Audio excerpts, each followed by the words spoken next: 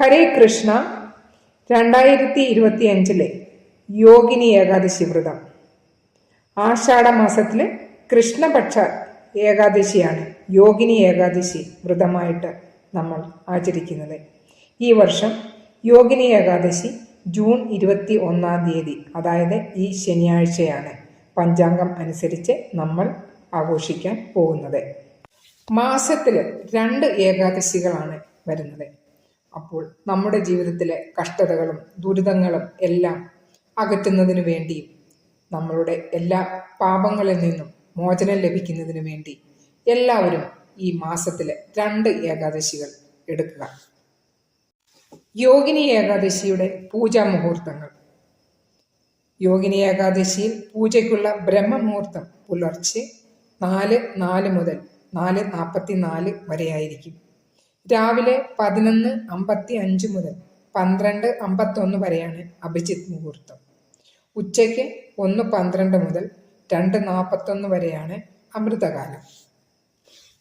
യോഗിനി ഏകാദശിയുടെ വ്രത പാരണ സമയം, പാരണ എന്ന് പറഞ്ഞാൽ നമ്മൾ വ്രതം മുറിക്കുന്ന സമയം, അത് ജൂൺ 22 ശുഭസമയം ഉച്ചയ്ക്ക് 1:47 മുതൽ 4:35 വരെയായിരിക്കും.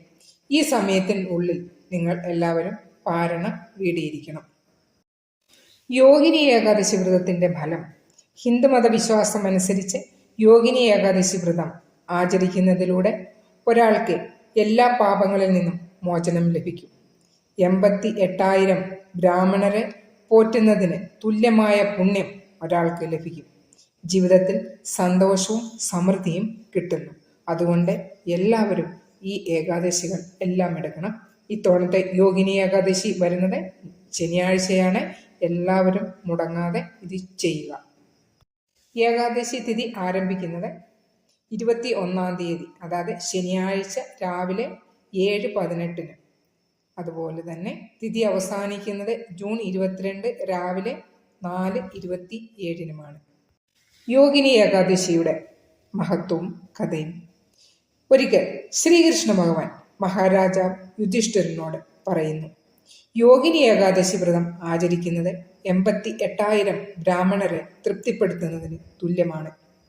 ഇതിൻ്റെ കഥ എന്താണെന്ന് നോക്കാം.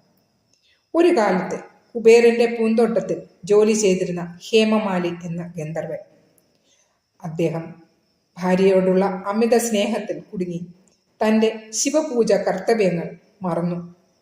കുബേരൻ ഇത് കണ്ട് അദ്ദേഹത്തെ ശപിച്ച്